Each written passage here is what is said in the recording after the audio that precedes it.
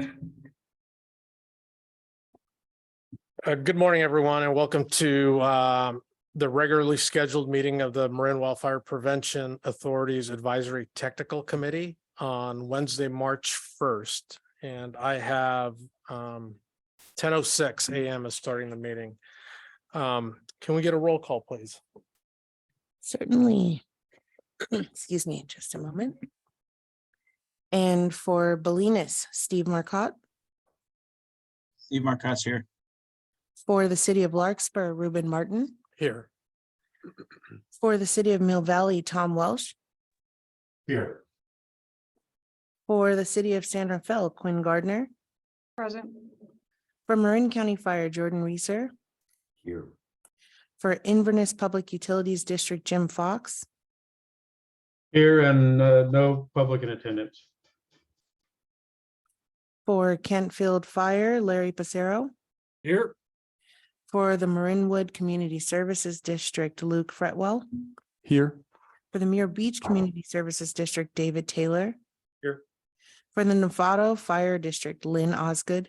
Here. For Sleepy Hollow Fire District, John Hanley.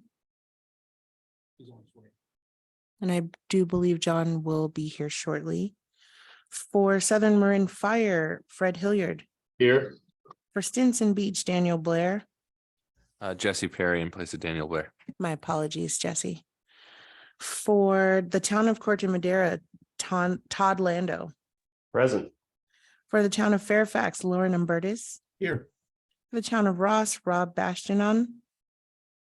And I do believe Ron communicated that he would be absent for this meeting. For the town of San Anselmo, Sean Condry. Okay, and then for our non-voting members, for Marin County Parks, Jim Shaka. Here. For Pacific Gas and Electric. Oh. Do we have anyone here for PG&E?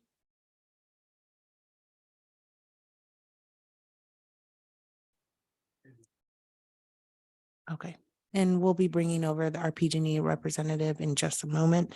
For State Parks, Cindy Schaefer. Here.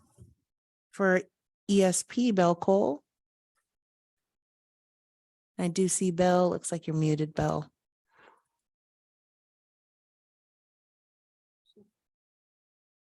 Okay. My apologies, everyone. For GGNRA, Greg Jones. And for, looks like Greg is also the representative for PRNSS. For Marin Water, Sean Horn. For UC Cooperative Extension, Tori Norville. Present. Perfect. And for Fire Safe Marin, Rich Shortall. Present. There you go. And we do have a quorum, sir. Excuse me. Moving on to item number 3, are there any adjustments to the agenda that was sent out?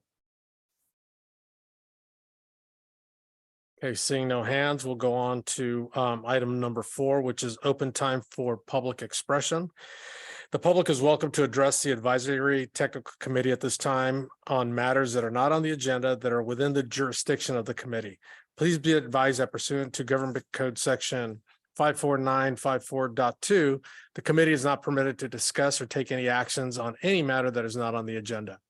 Comments may be no longer than 3 minutes and should be respectful to the community and the committee. Are there any members of the public that would like to comment? If there are any members of the public wishing to speak on the current agenda item, please raise your hand in the reactions. And for those joining us by phone, please press *9 to raise your hand and *6 to unmute yourself.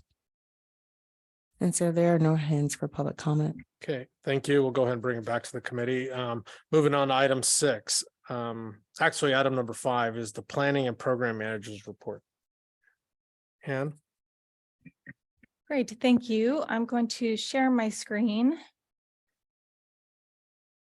Okay, hopefully everyone can see the slides here. I'm going to keep this report very brief because we do have a lot to talk about today, and I'd like to make sure we get to everything. A few items to update folks on. We did close the RFP for GIS services online. We received 6 proposals and feel really good about our prospects for finding a great match for helping us with GIS services. We are reviewing them now, and we have both internal and external folks helping us review proposals. So we'll be providing updates as we go. We also are extending the deadline for the list of pre-qualified contractors. We did get a number of responses already, but we would like to allow a little more time to get a few more responses. So we are extending the deadline to 5 p.m. on March 10th. I'd also like to let you know that, as part of our ongoing mission of communicating this kind of work to the public, we are hosting a number of field trips, and the next field trip will be in the Marin City area, and it'll highlight work being done around the edges of Marin City as highlighted on this map. This is a co-hosted field trip. MWPA is going to help host, Marin County Fire will help host, as well as our partners at ESP Partnership. That will be taking place on March 28th around 10 a.m.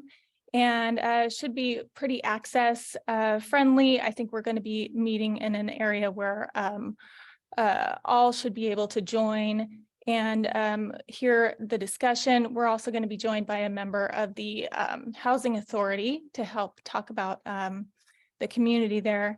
More details will be forthcoming. We're going to be distributing a flyer and posting on social media. This will be a public field trip, so we encourage everyone to join.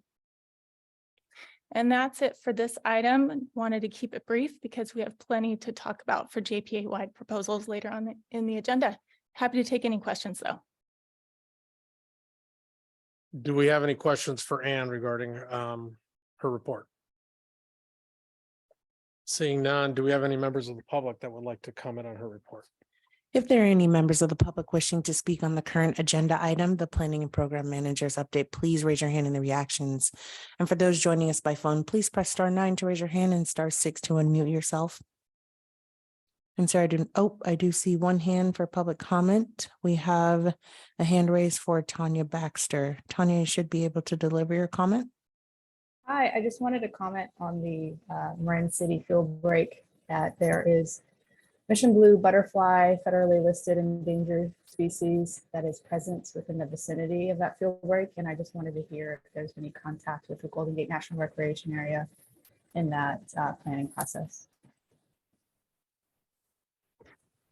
I'm happy to respond to that. We have been coordinating very closely with National Park Service staff on that project and with every project that's that overlaps federal land. National Park Service staff has been really enthusiastic about this work and has been a full partner in all of it. So we can stay tuned, for more information from National Park staff about that and about butterfly habitat, and we can talk offline also if you'd like to share any locations that you're concerned about, Tanya. And if there are any additional members of the public wishing to speak on the current agenda item, please raise your hand in the reactions or *9 if you're joining us by phone. And sir, there are no additional public comments. Thank you. Seeing none, we'll go ahead and bring it back to the committee. Moving on to item number 6, consent calendar. There's nothing on the consent calendar, so we'll go ahead and move on to item number 7, which is discussion items. 7A is the work plan development update. Do we have a staff report? Yes, thank you so much. So today we're going to cover a few kind of basics in terms of updates on development of the fiscal year 23-24 work plan. And then we're also going to go through JPA-wide proposals that have been submitted. So first, I'm going to talk about the overall process, timeline, and milestones. Many of you have seen this slide that's coming up next before.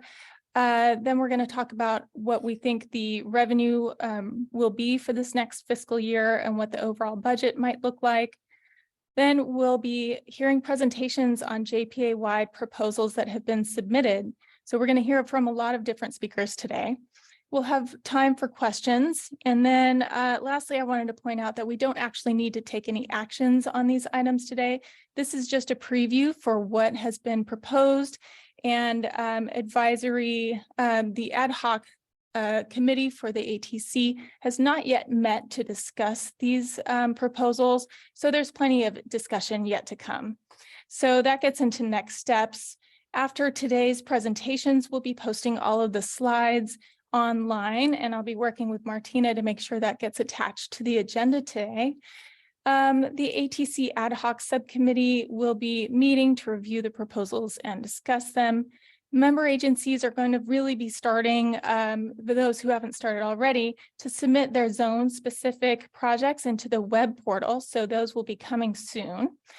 And the operations committee will really be engaging on these. They'll be hearing the same presentations on March 8th. So if you missed today and would like to attend on March 8th, more presentations are coming and more discussion.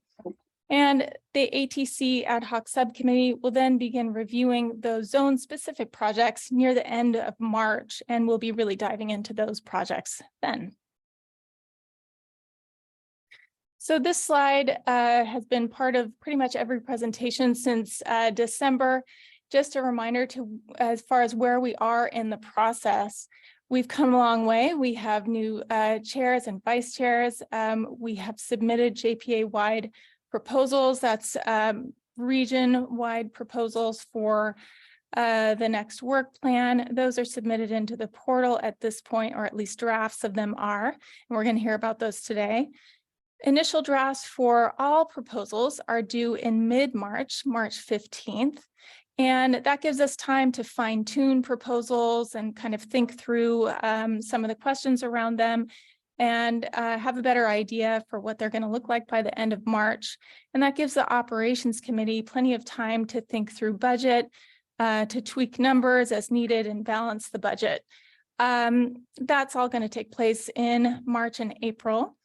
We're going to be meeting for the last time, this committee in April, and the operations committee will meet for the last time for the season May 3rd, because we anticipate taking the work plan and budget in draft form to the board for consideration on May 18th. So taking a look at what we think the budget will be for fiscal year 23-24, the number at the top of this slide is an assumption. It's assuming that the board approves a 3% increase in response to what we think the CPI will be. So we don't have the cost of living or the inflation adjustment in hand yet. That's coming in March. And that will dictate whether or not we then have a 3% increase in revenue for fiscal year 23-24. We think that will happen, but that'll be up to the board to decide. So going down this slide, 60% of that total revenue is the core budget, and that's the next line. Administrative costs are 10% of the core budget, and that's in the third line there. The core budget after the administrative costs are taken out is reflected in the fourth line there. That's a little over 11 million. And then 20% of the total revenue is what goes towards local projects. And 20% of the total revenue is also what goes towards DSpace projects. And that includes a 2% allotment for abatement.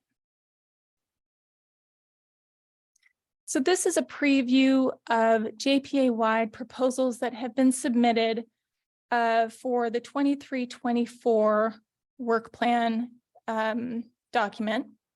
And I also included some comparative numbers from the 22-23 work plan, so you could get an idea for how much the budget was last year and how that compares, what numbers went up, what numbers went down, and what numbers are not being continued from one year to the next. So this is an overview, and again, this will be available in the slides after the meeting. So what we're going to do today is present these proposals in chunks. So we'll present a couple of proposals here by myself and Mark Brown. Then we'll take 5 minutes for any questions afterwards. We'll tackle 3 more proposals, and we'll invite Maria Schmidt and Steve Peters and Tom Welch to present. And then we'll take another 5 minutes for any, no pun intended, burning questions on those. And then we'll tackle 2 more with another 5 minutes, and then 3 more, and then we'll use the remaining time for any additional questions and discussion. So the idea here is to present very briefly an overview of what these proposals entail. So I've asked all of these speakers to provide 3 to 5 minutes on their topic, and we will have plenty of time to ask questions and discuss in a bit more detail, with the assumption that these are all draft proposals at this point.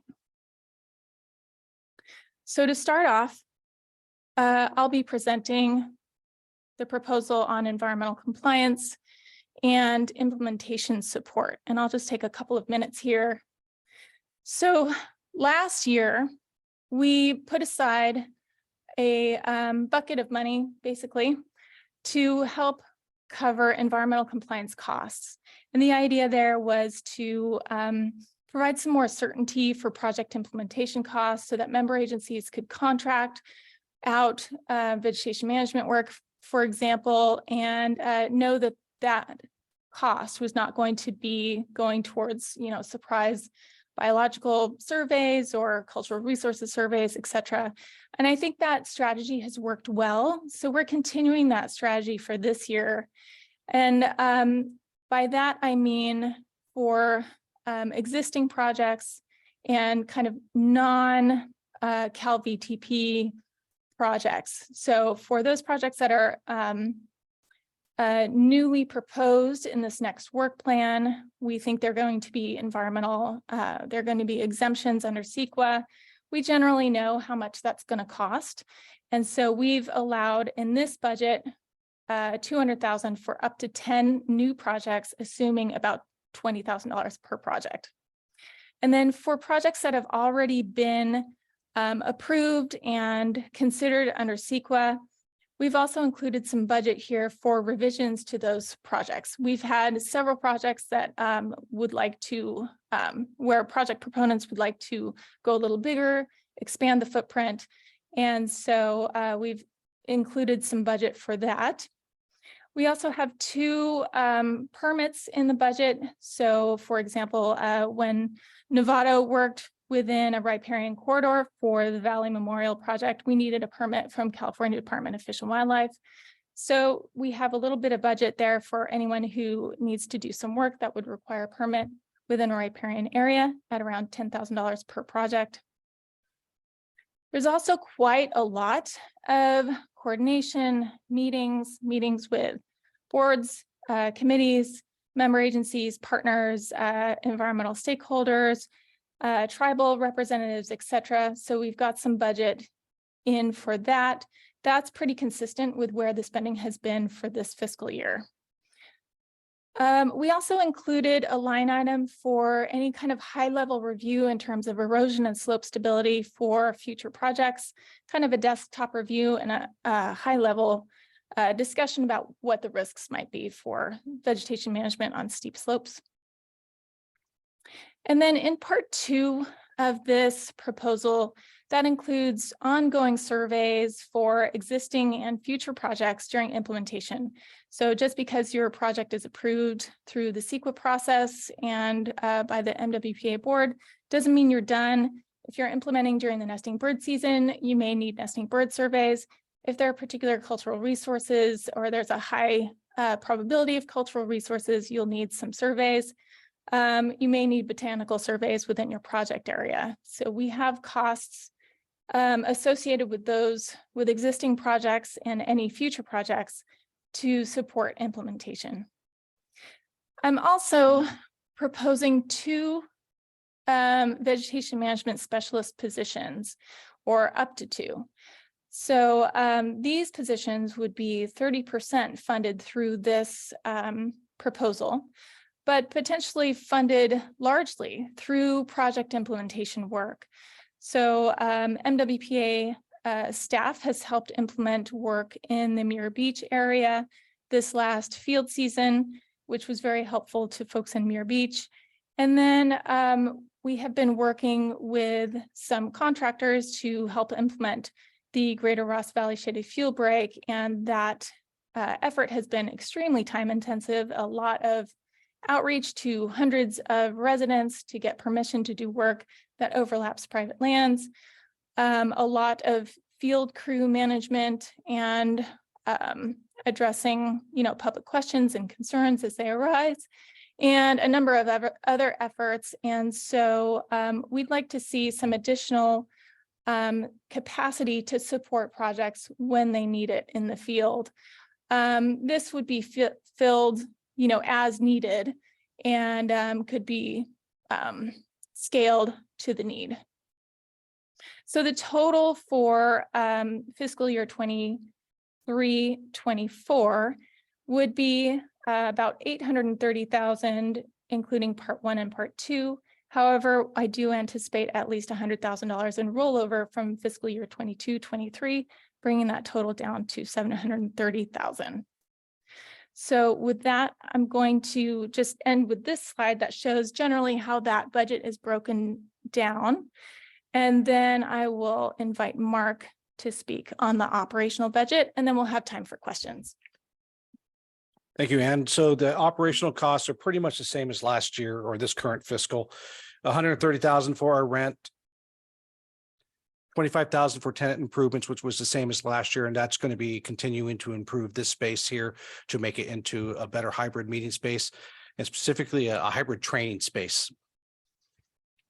Standard upkeep for the website and continuing to improve the portal for our project submission. Communications, continuing to make sure that we have appropriate flyers, documentation, signs for our projects, so on and so forth. Continue to have a contract with Grizzly Corps for 2 Grizzly Corps fellows. Training, and this training, I need to emphasize, it's not just for MWPA personnel, it's also for member agency personnel that we use these training funds for. We want to have something that's available for research and development or any new emerging technologies. And then you should always have some type of contingency, which we did tap into this year for our grant funds. So that's, thank you. And then Zone Haven is our built-in cost for our contract with Zone Haven. It's the last year of a 3-year contract, in fact. So we'll have to negotiate with them for a new contract for the next fiscal. This covers all of the MWPA's jurisdiction Zone Haven costs. Belvedere and Tiburon have a separate contract with Zone Haven to provide the funding, but it's still the overall same platform. And tentatively, Fireside, no change, but we're still working with them for the final cost on that, but I don't anticipate much of a change of any. Thank you, Ann and Mark. Do we have any questions from committee members?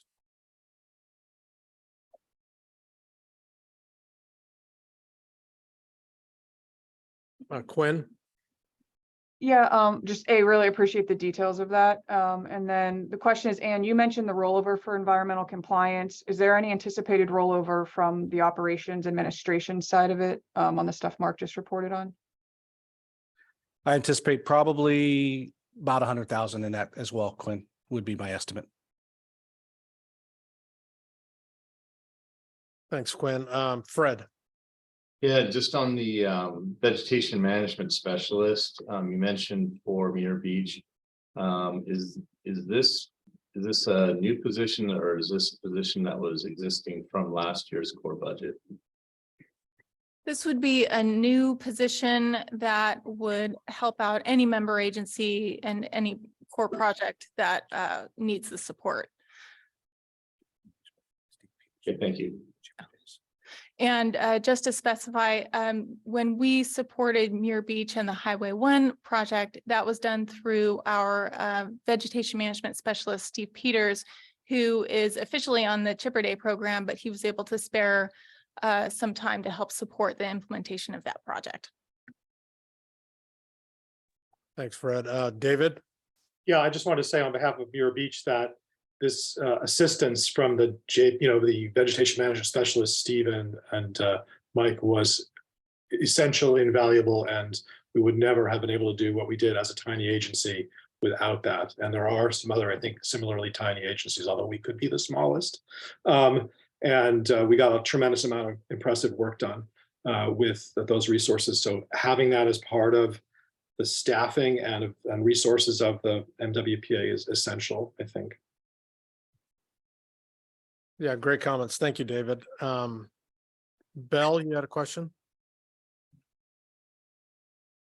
You're on mute, Bell. Okay, yeah. I just wondered, you mentioned fire aside. Could you explain what that category is? My apologies, Bill. Fireside is our subscription for our defensible space evaluation program. We pull it out of the core program to support the subscriptions for all of the member agencies. Okay, thank you very much. I had a question for staff. When you mentioned the vegetation management specialist, you're proposing covering 30% of the cost of the position. My question is that for us, when we start budgeting projects, should we include, if we utilize that position, 70% of what their salary would be as part of the overall either local or core dollar amount from our budgets? Yeah, that's a great question. I think that the staff time associated with implementing some of these core projects is remarkably high. I think just learning from this last fiscal year, working on the Greater Ross Valley Shaded Fuel Break was a really time-intensive project to implement and will continue to be so. The project has paid for two retired battalion chiefs to implement the project in the field, probably many more hours than was originally envisioned because of the extensive outreach to residents, walking the project area with residents, addressing public concerns and walking the project site with various interests, hosting tours, and gathering data, tracking project implementation through GIS, et cetera. So I think that with that project continuing to be implemented in the field, it would be good to have coverage for, vacation days and sick days for those folks. If any of those folks decide to retire and no longer continue, if we've burned them out at all. And then, Novato's Shaded Fuel Break is coming online as well, and that'll be an even larger project. I realize Novato's staffing up to help support that project. But it might be a good idea to have some folks online who can support projects as they need it, because the number of acres that we as a JPA will be implementing will be vastly greater next fiscal year than it was this year, and this year was a stretch. Okay, so just to be clear, so say, for example, if Todd or any of our member agencies are implementing a project that we utilize, like for example, Muir Beach needed assistance with a veg management specialist. 30% of that project for that individual, 30% of his salary would be covered by MWPA, and the 70% we should account for that within our local or core funding. Within the core budget for that project, yes. Okay, cool. Okay. Yeah, thank you. Thank you. And to further clarify, we would go to a budget or a project-based timekeeping for those employees. So if they spend 5 hours on project one, that project gets billed for 5 hours. If they spend 20 hours in project two, then they gets billed. So Okay. you can either earmark money if you think you're going to be using the VMS, but let's say you get caught unaware, you had a staffing shortfall, then you can just subtract it from the costs of the overall plan budget. Okay, perfect. I'd like to go ahead and see if there's any members of the public that have comments or questions on this. If there are any members of the public wishing to speak on the current flash presentation items, either the environmental compliance or the operational costs and ongoing subscriptions and budget items, please raise your hand in the reactions. And for those joining by phone, please press *9 to raise your hand. And sir, I have no hands for public comment. Okay, thank you. I'll go ahead and bring it back to the committee. Thank you. We'll go ahead and continue with the presentation. Great, thank you. I will share my screen again. And we'll need to bring some other folks over as panelists and make sure that they are able to share their screens. Next, we're going to hear from Maria Schmidt, who's going to be discussing the resident grant program and new garage door backup program and a few other related items. We're also going to hear from Steve Peters talking about the Chipper Day program, and Tom Welch with Southern Marin Fire will be discussing the Regional Wildfire Disaster Preparedness Coordinator position. So hopefully, let's see, I'm going to stop my share here. And do we have Maria here? And Maria, are you able to share your screen? Yeah, I'm here. I'm going to share my screen now, and then I'm going to leave my camera off so that my Zoom doesn't crash this time. Okay, yeah, so I'm going to give you guys kind of an update on what the current program looks like, kind of a spending update, and then the proposed for next year. And then we're going to end on an overview of the budget and then a brief description of the garage door battery backup program. So the overall purpose of the community grants program is to assist residents with the cost of implementing defensible space and home hardening recommendations identified during their defensible space inspections. And this is kind of a breakdown of what the spending looks like by zone for this fiscal year. You can see the percentage breakdown here on the left. So far, we've funded 350 applications totaling $611,000 for this year, as compared to last year when we funded 123 applications totaling $105,000 approximately. And this is just an overview of kind of what the current application process looks like right now. It starts out with the inspections provided by the member agencies, and we are currently requiring a full inspection in order to be eligible for the program. And then the resident takes action, goes through and addresses some of those issues identified on their report. They go back to their report and start an online application where they upload all of their, proof of completion of the work. And it comes to us for a two-step review process, first by MWPA and then second by the member agency. And that usually takes about 2 to 4 weeks. And then once a decision is made, the resident is notified. And if it's approved, it usually takes 2 or 3 weeks for them to get their reimbursement check. And right now, the program is open to all residents with a current full defensible space inspection. And there are award limits for both defensible space and for home hardening. For defensible space, they're eligible for up to $1,000 in reimbursement with no match required. And then for home hardening, they can get up to $5,000 with a 50% match required for everything except for these 4 items right here. And this is kind of where 2 of our main changes for next year take place. We want to reinstate the requirement for access and functional needs in order to be eligible for participating in the program. And then we'd also like to remove the garage door battery backup and have that under a separate reimbursement program. And this slide just highlights kind of all of the proposed changes for next year. We'd like to reinstate the access and functional needs requirement, as I mentioned. So that'll be low income, over 65, things like that. The exact criteria is kind of to be determined, and we're definitely open to any and all input on what you guys think that should look like. We'd also like to start by only funding the highest priority work identified during the inspections so that we can make sure that we're spending our money where it's going to have the most impact. We want to create the flexibility to provide direct assistance where needed and to be able to kind of help residents that have, more work and have more need for financial assistance. We want to remove garage door battery backups from the eligibility list and fund them under a separate core reimbursement program that I'll talk about in a few minutes. And then we'd like to put a cap on overall grant awards per parcel. The amount is to be determined, but it's likely to be somewhere between $10,000 to $15,000. And this would be cumulative for both core grant programs and local programs. So there would be some, coordination there to make sure that we aren't funding anyone over that cap. And then a few policy changes for next year. We'd like to only focus on work that has been completed within the last year and wasn't identified on their most recent defensible space report.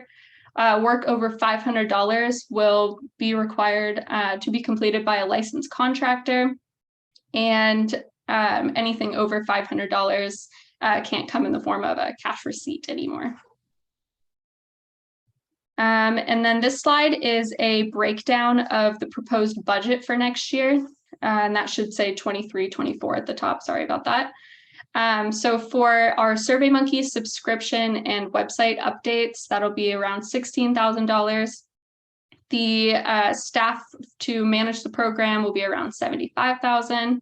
Grant awards for between 179 to 891 parcels will run around $890,000. For the mailing card campaign and general grant outreach materials, we're estimating around $18,000. And then FireSafe Marin has offered to cover the Spanish translation of all of those outreach materials for us. And so right now we're estimating about $1 million for next year's budget.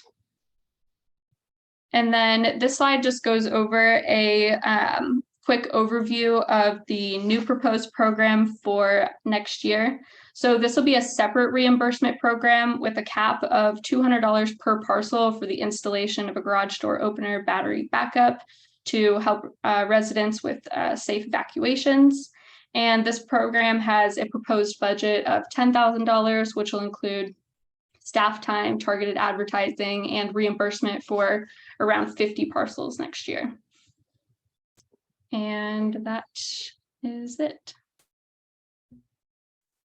Thank you so much, Maria. Now, if Steve would mind sharing his screen, Steve Peters will be talking about the Chipper Day program. Thank you, Ann. Let me go ahead and share my screen real quick. All right, so I'll be presenting a quick summary of what the Chipper program is and a brief update about some changes we are going to make for 2023. So to start off, the Chipper program is designed to be a curbside vegetation pickup and removal service that's available to all residents within the JPA. For 2022, we functioned on a calendar schedule that allowed for 2 pickups for all residents throughout the season, and we functioned from May to October. In this past season and seasons past, we functioned on a map that broke the JPA up into 4 zones. This year, with the program fully following under MWPA, we're moving to a 5-zone approach to be better in line with the 5 zones of MWPA. To date, we have serviced almost 10,000 homes and removed 39,900 cubic yards of material. We're looking to continue to increase the amount of homes that we serve within the JPA by finding new ways to reach first-time users. In that sense, we've had overwhelming support of all the people who have taken our survey after service. 90% of us have given a 5 out of 5 star rating, as well as saying that the program's existence and advertising has prompted them to remove vegetation and create defensible space around their home. But to that end, one of the biggest calls we've had is for program expansion. It's in our survey, there's an option to leave comments. One of the biggest comments we get is that we need to provide, or they would like us to provide more service than we do. And we are continuing to both reach more residents and as well as retain a core group of repeat users. So in that sense of reaching more users, we estimate that we've only reached about 7% of the population that's available, that has the service available to them. So there's a lot of houses and residents that we're still able to reach. We intend to do that by using continued media like the Marin IJ and online forms of media like social media, and continue to use resources like FireSafe Marin. But more importantly, for going forward, we have restructured the program schedule to go away from our 2 pickups per year schedule and move to a system that would allow us to service all residents in Marin roughly every 5 weeks. We're doing that in order to better be an asset to defensible space inspectors and those residents who are looking to act on their defensible space reports, as well as address the feedback we've reached from residents, or we've taken in from residents asking for more pickups. So we're excited for that. With that, I'm happy to take any questions. Thank you so much, Steve. With that, I'm going to invite Tom Welsh to speak from Southern Marin Fire. He's going to be discussing the Regional Wildfire Disaster Preparedness Coordinator position. Tom, I'm not sure if you have slides to share, but feel free to share your screen if you do.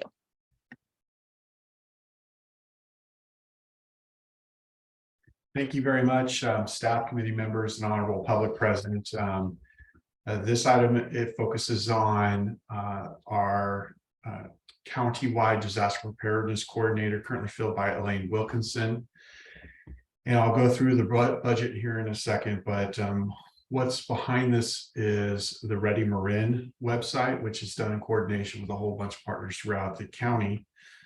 And if I could just back up a little bit and say that the position actually was filled by the Ross Valley Fire Department not too long ago, and went unfilled and then was resurrected and refilled. And the position focuses on 3 basic areas. One is NRG, Neighborhood Response Group Coordination. So many of the zones have NRG coordinators, including the Southern Marin area. And there is a bit of cat herding that goes on there to ensure that we are consistently reaching out to our community in a thoughtful manner that gets results. The second portion is CERT development. So whether that is hosting or putting on multiple CERT classes. Currently, we're in a hybrid state where we offer some online version, and then there's also an in-person skills versions. And so those classes are finally coming to fruition where we should be able to add to our CERT cadre, which currently adds to about 2,000 or so throughout Marin County. We also have a program underway in this lane here for high school CERT. And so every high school in the county will be touched and have the opportunity to go through a CERT program. And then Get Ready is the final piece with Get Ready 5th grade, starting our education early in the 5th grade community about preparing our home for all risk disaster. The MWPA has been a longtime sponsor for this, now I believe 2 budget years. And that's what brings us to the change. So the Fire Chiefs Association are who approves the work plan. And as you can see here, they on this website, they are all represented right here with MWPA there in the middle. They provide the direction on the work plan. Also, the work plan is reviewed by the PDEP committee and DC3. And so there's a lot of hands in the pot there. But this was a 2-year contracted position. And the fire chiefs have agreed that the position should go on. And so additional funding is needed to support additional budget requests. And I'll go through that budget request right now. Essentially, jurisdictions are allowed to hire somebody on a 2-year contract, and then they either release them or they bring them on to the current retirement system. So here in 2022, if you could look down here at the revenue sources, MWPA provided $41,400. Marin County Fire Department, Marin County provided $80,000 towards the position, and then the remainder is divided up amongst the cities and towns, $16,600 for fiscal year 22-23. This year going forward, we're providing a modest increase to salary commensurate with what the the district is offering to its staff. The benefits increase is part of the MSARA program. And then the other yellow highlighted areas include Ready Marin website, which I just demonstrated to you. And of course, you can go visit. at any time, increasing our social media presence, promotion of programs. Oftentimes we're able to, through partnerships with the Fire Chiefs Association and allied agencies, really reduce the cost on that. And then of course, we're trying to reach multilingual partners. So translation in other languages is important to us. So that results in an increase to $196,835 budget overall. With that, I can stand by for any questions when appropriate. Great, thank you so much. So that's the end of the next or this phase of presentations, and so we can take a few minutes for questions. Yeah, do we have any questions from members of the committee? Jordan? I know I appreciate the chipper service presentation there. I know the conversation has come up in the past, and curious if we have any intent to kind of relook at that program. You know, it seems to me, just driving around the county, throughout the county, that, you know, I know that we service a lot of homes, and that 7% number seems a little low to me. And figuring out if it's really the best, you know, it seems a little bit of a carryover project, because it's a great way for us to get work done. And, you know, when piles are left on the side of the street that could easily fit into a green bin, as we discussed in the past, you know, having some other mechanisms to better utilize these funds, than picking up, you know, a half of a cubic yard or a trash bin full of material, right, that someone could easily put in their green bin as well, and trying to utilize these funds that support those people who, you know, maybe have larger properties, or who really need to do the larger work that's not getting done because it's so overwhelming, because they're kind of limited to the kind of cubic volume, or we're not reaching out to them saying, hey, here's an option to help you out as well. So I just think maybe it's time as a group, and we can talk about it later. I know I've had a few conversations to just look at that program as a whole, and not to try to rewrite it, but to just look at, you know, it's been in place for a few years now, and maybe just reassess its effectiveness, especially from the field level where we're seeing it in our communities, and from D-Space teams as well. So just more of a comment. Does staff want to comment or respond to that question? Or? Okay, Larry. Hello, everybody. Just a couple commentaries about the grant program and things that I'd like to challenge the program to either look at or apply or implement in the next following year. One is the policy change for the 1 year for people to complete work. I think to track and be in line with our evaluations, I think a 9-month or 6-month period of time is much better. That would encourage work being done sooner. It also allows us to kind of have an end of year or closeout where we're not carrying over work from 1 year to the next. The second is I'd like to see some sort of effort to put together a portal for metrics for the agency, similar to what we have with the Defensible Space Evaluation Program, having some real-time data, being able to review, look back on, or when we get questions from the community about grant applications, being able to access those. Once we've approved them and hit send, they pretty much disappear for us. And then the last of it would just be, we've had some run-ins with property owners or the community members that are able to submit applications for values that are much greater than the program allows for. For instance, somebody doing a roof that costs $50,000 is allowed to include $50,000 on their application. It creates some challenges for the member agency because they're contacting us wondering why they got $5,000 or whatever the match item would be. So just a few tweaks to the program. I think it's been very successful. It's worked out well, at least in my agency. I'd be interested in some of these modifications to make it a little bit more robust and flexible and user-friendly for the member agencies. Thank you. Thank you, Larry. Quinn? Yeah, similar comments to Jordan. I appreciate hearing the tweak in terms of how the zones are going to operate. I do think more frequency rather than that limit is going to be big on the on the chipper program. But I do think, you know, as we move through this process, right, inherently, ideally, most people have gotten rid of the bigger stuff. So I think we just need to constantly be looking at best use of funds when it comes to that program and how we do it in that sense. I agree with some of the comments on the grants, and the thing I just wanted to add there too is just the noting the complication for the way the different inspection programs work, and that the grant to get a grant, you're required to have an inspection, but not every inspection program can offer on-demand inspections at a large scale. So we're running into some issues with residents that might have different types of access to the grant program just based on who's inspecting in there and how the inspection program works in their particular jurisdiction. And then Chief Welch, on the preparedness coordinator, I was curious if there'd been any discussion.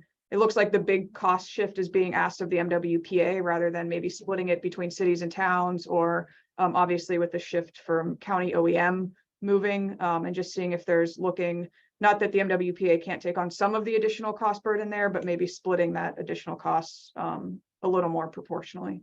Thank you.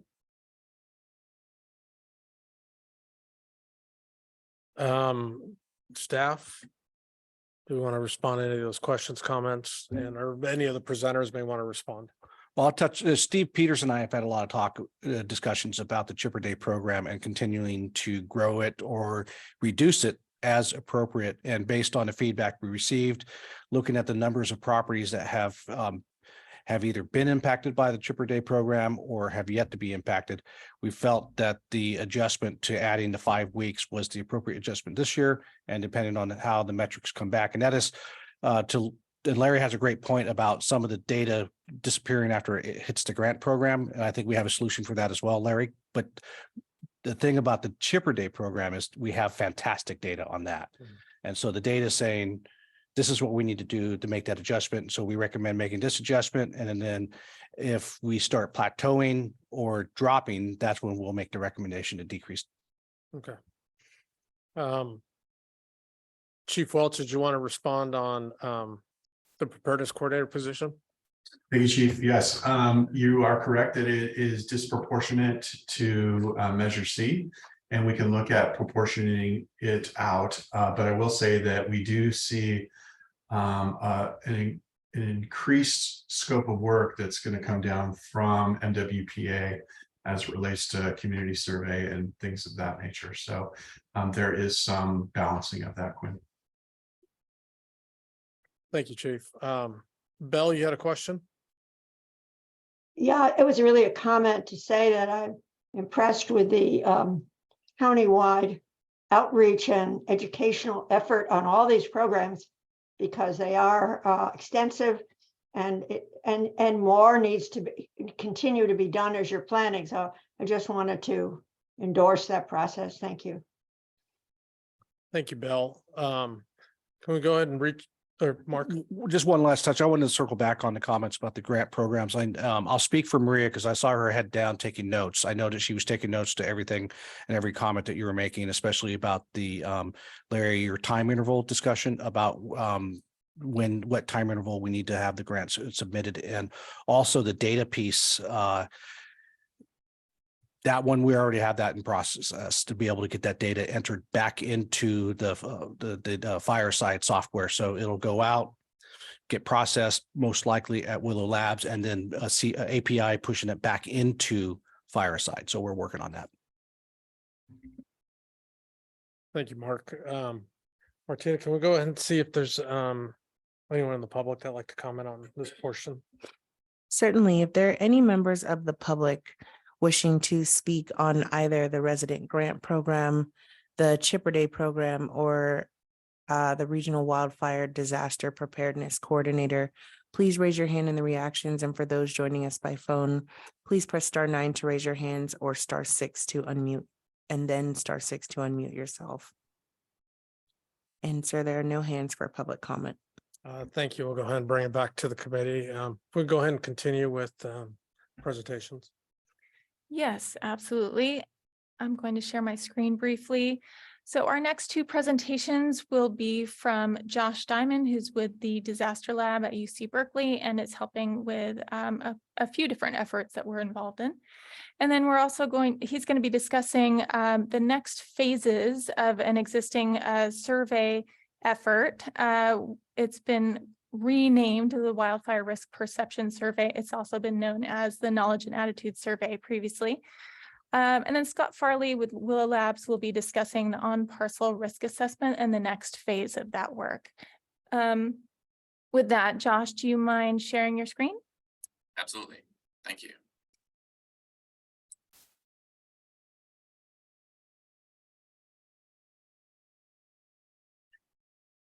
Thank you very much, Anne.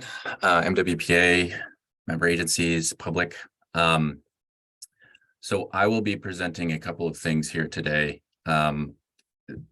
One is a bit of an update in terms of what we've been doing with our ongoing survey design phase, and two, some of the next steps that we're proposing to take in this coming fiscal year. So this fiscal year, we've been in the design phase of a co-design participatory survey of Marin residents on their perspectives on wildfire risks, prevention, and preparation. I've been engaged in this as a contractor. We've been working with Charlotte Jourdain, connecting to some of what everyone else was saying and some of the other program stuff.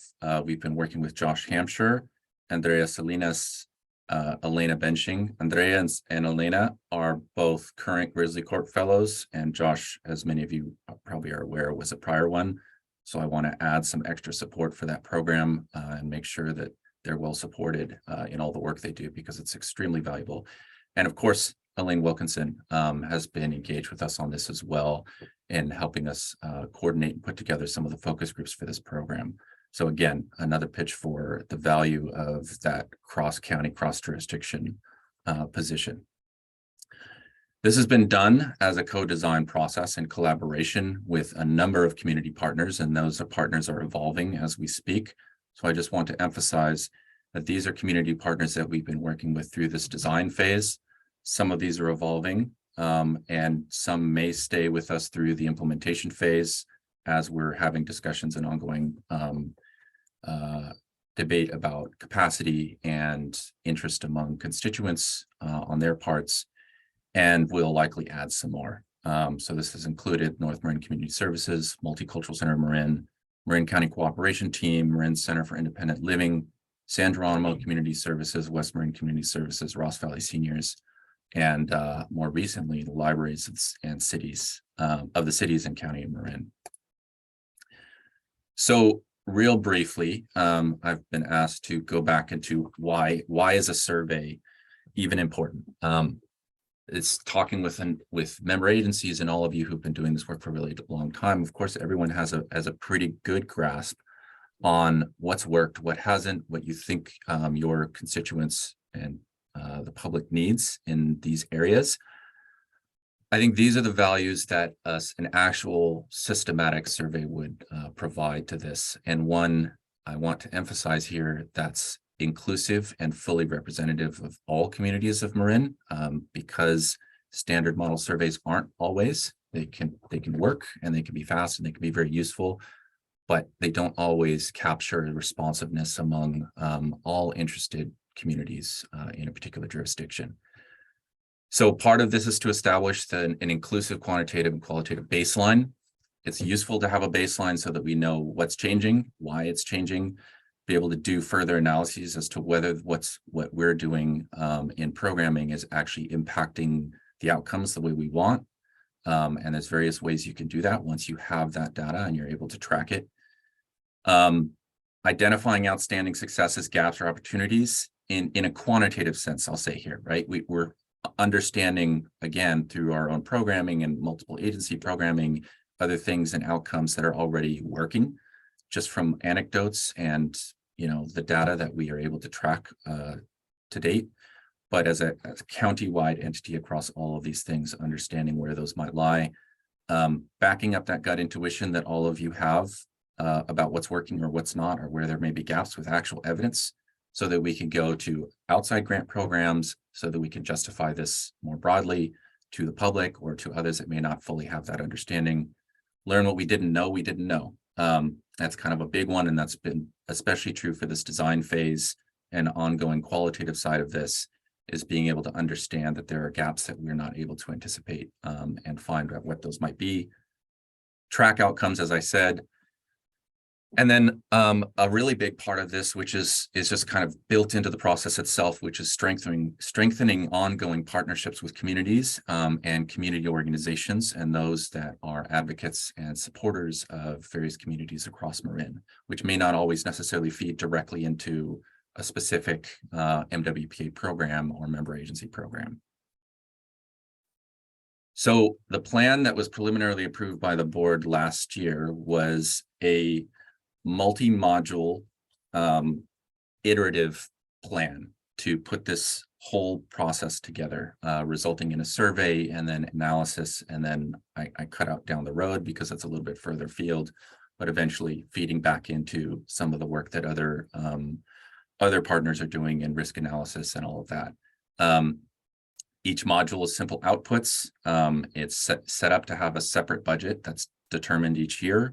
So it's flexible, a separate timeline as MWPA needs evolve or member agency needs evolve. So what we have so far is a budget that was approved for fiscal year 22-23 for the design phase, this module 1, which is designing the participatory community survey framework, the plan, the questions, which I'll go into a little bit. What we're proposing now is budget for module 2, which is the actual survey, the field work going out door to door, that concrete quantitative side of it. This has been our timeline, and with a bit of a projection to module 2 and 3. We started a little bit late in October. That's when we began building the partnerships with potential community partners that were expressing various interest in engaging in this type of work around climate resiliency, wildfire risk, and a number of other factors that feed into this. Collecting existing data, and then developing baseline question pool from member agencies, which many of you may remember we sent out to request your feedback on what questions were important for you. We got a very, very, very long list of questions. So we've had to prioritize and iterate these to fit within some of the structure of what we're doing here. January, solidified a number of those partnerships and move forward in co-designing and scheduling focus groups, iterating those questions that you had all shared and the prioritization of those questions to fit within focus group about an hour, given capacity constraints and given the nature of public commitment abilities, and iterating those with their feedback. So getting the member agency, the community partner feedback on some of those questions as well in terms of how they're phrased, how better to possibly phrase them, additional potential questions that might be valuable. And then adding on something which we hadn't initially included in our plan, which was ad hoc interviews. Given how the focus groups and community partners were playing out across the MWPA zones, we wanted to add a little bit more depth to some of those where we had fewer partners or where partners had less coverage. So we began doing some of our own interviews outside of community markets and supermarkets and whatnot to try and get some feelers. And these are about 10 to 15 minute interviews, very short, 10 to 15 questions. So we had to prioritize that list and simplify a bit. February, and this is ongoing right now. So when I present some results later, I just want you to keep in mind that these focus groups are still happening through March. We've had 1, 2, 3, 4, 5, I believe, so far. And we're looking to have quite a few more that are scheduled out in March. We've co-facilitated these with our community partners. So they've played host, often in their own spaces, to these focus groups, reached out through their existing trust networks to constituents and residents in their area, in their service areas, and pulled them together and asked questions with us, helped run the focus groups. And so it's been a very deeply collaborative process, depending again upon the particular capacity of the community partner that we happen to be working with. So March and April, we're planning on doing the full analysis, all the dirty work that comes after, the interesting work of talking with people and learning from people, the transcription, translation, code analysis. Done a little bit of that so far to pull in some preliminary results for this specific meeting and this presentation. And then eventually geocoding and moving towards presenting those and visualizing those results in April so that they're useful. Again, part of this initial design process was in designing the questions for the survey, the outreach and model, the recruitment model, how to sample in partnership with community partners that have deeply formed relationships already with residents across Marin. The other part of this process is getting some initial content results about perspectives. So understanding if we're asking the right questions, what are some of the things we're already learning through this process before we even do the survey itself. May through June is where we take all of that prior work, develop the survey sample frame, co-plan the recruitment strategy, finalize and get everything up set so that once things start in the new fiscal year in July, we can hit the field running. Of course, then there's implementation of the survey, and then aiming to have a tighter turnaround so that we actually end up with actionable outputs from the survey itself by November, which can then feed more effectively into ongoing work plans. This is our numbers so far. Again, these are the focus group partners that we've worked with. So the red or orange text is our focus groups that we've run entirely in Spanish or are planned to be multilingual. The asterisks are groups that are in process or planned for March but haven't yet happened. In San Rafael, we've had one group already. Another is planned actually for this coming week. West Marin, we have 5 scheduled out across various villages of West Marin. Central Marin, we've already conducted 2. Southern Marin, we have 2 planned, one starting this Thursday. And then JPA wide, we have 2 scheduled out. I don't know if my bar is blocking your view, but it is blocking mine. Anyhow, we have the totals down at the bottom if you can see them, and I can share this presentation afterwards so that you can see all of the data a little bit more concretely. These are some of the numbers that we've gotten so far. So we're looking to end up in a combination of our interviews and our focus groups, have about 225 respondents where we've managed to test questions, understand whether those particular phrasing, those questions speak to the particular people that we're talking with, whether they will play out well in the survey context, and get some preliminary results in terms of what people are thinking, which is a pretty decent number for a qualitative program.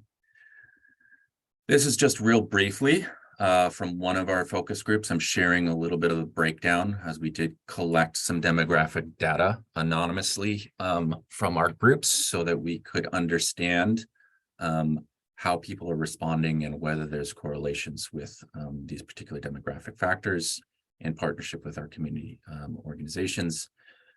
So you see it's a pretty decent mix. In one of our focus groups, we have a significant amount of lower side of income, along with a mix here. Renters and owners, it's a pretty even split from another one of our focus groups, which I think provides some really interesting feedback, especially around some of the other components of the program that are owner-based. So some preliminary highlights, and again, emphasizing these are preliminary because we haven't done the systematic analysis of all of the qualitative results, given that many of our focus groups are still in process and we're still holding more ad hoc interviews. But just some things that we've begun to understand. Again, it's a short list. I couldn't fit everything on the slide, so I might mention a few more. Again, many of you may already know these things, but this sort of survey will back that up with the concrete evidence in terms of percentages of residents that believe when some of these things. Almost everyone we've spoken to, a good majority, have wanted more information. Not that there's not information already being provided, but there's a thirst, there's a drive for more. They want more. Across languages, there's an interest and there's a demand. So that's something very clear.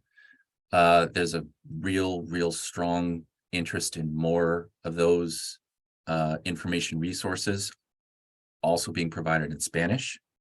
I brought a big stack of materials from one of Fire Safe Marin's stashes that were translated in Spanish, thinking that I would be able to hand them out across 2 focus groups because I brought more than enough for 2. Everyone in the first group focus group took them to hand out at their schools, among their parent networks in their neighborhood, and at other groups.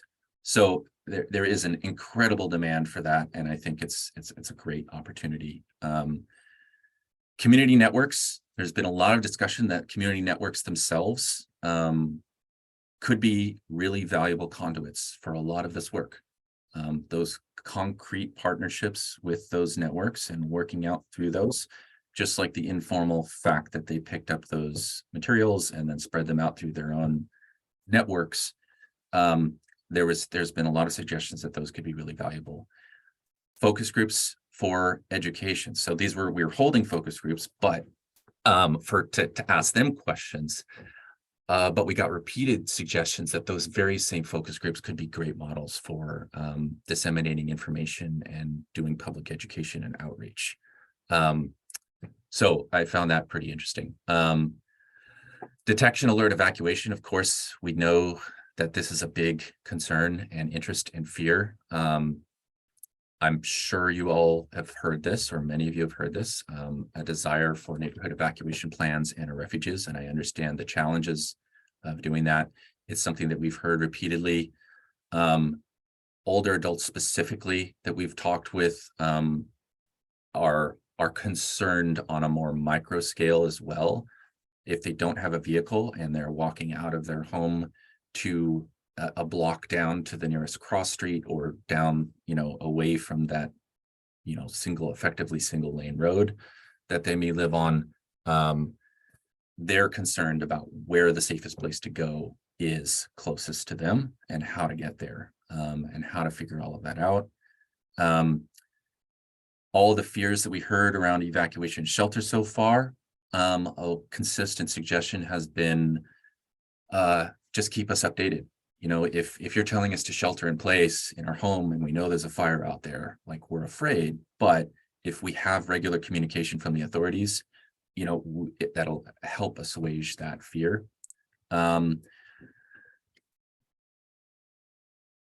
People are not entirely clear about the safety of staying in cars during an evacuation. And there's a lot of fears over traffic, that you try to evacuate out of a neighborhood, especially neighborhoods that don't have many routes out, and you get stuck.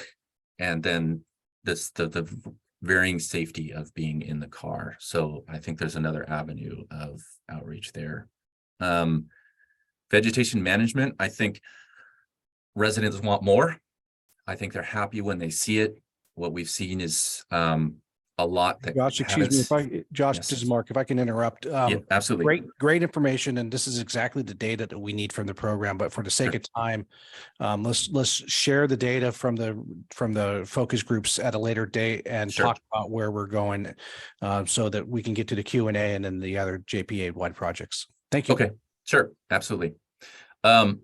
So that's the design phase that's wrapping up this fiscal year. The implementation phase is the next phase. We're aiming for 2,000 surveys. Going to continue collaboration with partners, and we're in discussions with our partners about their capacity, the interest they feel their residents or their constituents have to engage in the program, and their ongoing desire to be involved in the particular implementation. So we'll work with them through that process. We plan on likely using a professional participatory community survey team to coordinate field logistics and add the field capacity that community partners may not have, or may not be able to grow quickly and easily, in terms of an entire staff member or something else to coordinate. We want to ensure adaptability where service fatigue exists. So we're going to build in that in partnership with the survey team and our partners to ensure that if there's other models that reach those residents better, having already been through a lot of surveys in the last couple of years, especially around COVID and public health outreach and other things, that we work around that.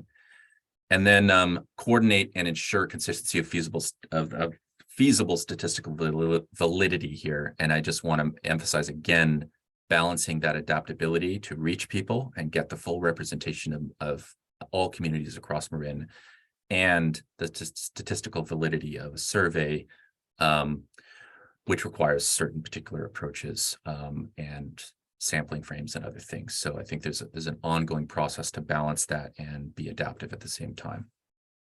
And that's it. So that was a pretty quick one. Mark, I can stop sharing or leave it on this screen just to wrap up and ask for and allow questions. Thanks, Josh. But what I think you did is you made them all hungry for that data. It's some interesting stuff. I had some cool quotes too, but again, I'll share the slides and people can look through it. Thank you so much, Josh. That was great.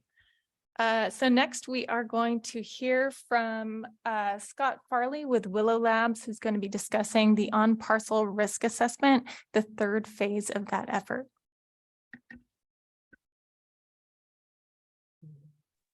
Hey, good morning, everybody.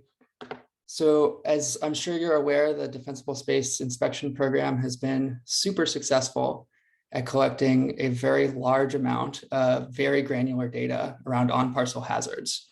So in the last 2 years, that's over 350,000 geolocated records of over 100 types of on-parcel hazard. So this project, the objective is to come up with granular scores that look at the relative hazard of each of those 350,000, in this case, geolocated records, so that we can track risk over time. We can rank risks on a particular parcel and generally improve programming. So for example, this parcel here, we can actually break down into those issues that were found by the Defensible Space Inspector, which are the most important, which can wait till later, and which actually add resiliency to that parcel.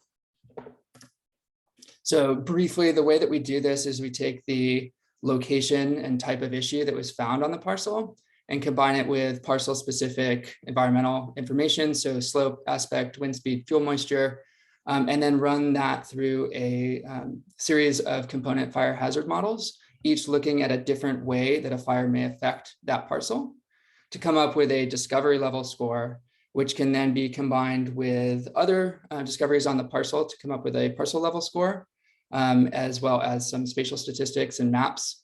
And then separately, we can look at data from the MWPA grant program to come up with assessments of cost to benefit trade-offs, understanding what the most efficient use of time, energy, and money is in terms of risk mitigation action. So briefly, these component models are A, for vegetation, looking at potential fire behavior and understanding where a discovery may contribute radiant heating and flame contact to a structure, accounting for heat dissipation with distance. Separately, looking at ember transport, so not just where embers are going to be generated, but also where they may be deposited, so we can understand ember jackpots and maybe try to mitigate areas that are going to expose downwind structures to high ember loads. Turning to home hardening, we have a vulnerability model that uses the CAL FIRE DINS data to understand statistically how similar homes have fared in past wildfires, so we can get a sense of what is the marginal contribution to structure ignition probability that given say a combustible roof. So given that I know that there's also combustible siding on this house, how much additional structure ignition probability do I have because I have that combustible roof? And then finally, there's many small scale factors, right? And lots of really good, interesting work in the literature. We have a heuristic component that uses a rubric to be able to incorporate many different sources of fire hazard data into really two categories: one, receptivity to embers, and two, contribution to forward fire spread. So this year, we've looked at creating a score for all of those 350,000 existing discoveries. And we can come up with some really interesting statistics on that data set. So for example, we can look at where there are not just lots of hazards, but also that those hazards add a significant amount of public safety concern each time they're encountered. So for example, fences, trellises, decks, other kinds of attachments on the structure are very, very common in Marin. And they also, each time they're found, add a significant degree of hazard. followed by vegetation and combustibles in zone 0, and then your siding and roof. But because it's such a granular score, we can also look at spatially, how do these patterns play out, and start to make decisions about what kind of issues may be found in different locations, where are the high hazard areas, where should we go target with respect to abatement or other mitigation programs. Using spatial statistics, we can come up with a sense of where are there clusters, statistically significant clusters of high hazard parcels. And maybe these are good places to go do reinspection. Maybe they're good places to go do direct abatement. Maybe they're good places to go and just do education, because they may be able to kind of very effectively move the needle in these locations. And then conversely, where are there collections of low hazard parcels? Maybe these are good places to go do case studies, success stories, understand what's working, and transfer that to the high hazard areas. And of course, we can look at what those hazards are. So in green here, we're looking at more hazard is coming from vegetation, defensible space type issues. In orange, we're looking at more hazard is coming from home hardening and structure design issues. And so we could use a map like this to actually understand what the most efficient kind of mitigation strategy from a programming perspective would be in each of these areas. So far, we've come up with this hazard set, this hazard score data set, and then explored a couple potential applications from a programming perspective. Just to mention a few here, one, tracking that hazard through time as we collect more inspections and in particular do more re-inspections. How does that move the needle? What do we see quantitatively in terms of being more prepared? Second, looking at parcel specific mitigation plans. So given a set of issues, what are the most pressing issues and what again can wait until later? Third, looking at localized mitigation campaigns and understanding where should those campaigns be targeted and what should we be doing in each of those locations. And then fourth, turning an eye towards inclusive planning and understanding how can this kind of quantitative modeling be combined with socioeconomic status data, other kinds of data that could help us understand how to make the best programs for our underserved populations. So proposal for next year includes the analytics for the 2023 field inspection season. We expect about 30,000 new parcels, a field validation experiment. So this is a very unique data set. There's no way to sort of do a holdout validation right now, since there's no sort of post-fire comparison we can make. So we have some plans to do field validation of the scores that we're coming up with. Third, doing real-time assessment and ranking to integrate onto the report that the resident would see, so that they would actually see these scores be reflected in the ranking in which they see those issues come up on their report. Fourth, looking at agency programming integration and coordination. So talking with specific agencies and making sure that they are aware of the data, and then helping them understand how that data can be used to improve programming. Integration with CWPP modeling. So there's a lot of great modeling that's already been done. Integrating this modeling both with a public facing story map as well as the existing parcel level modeling that's already been done.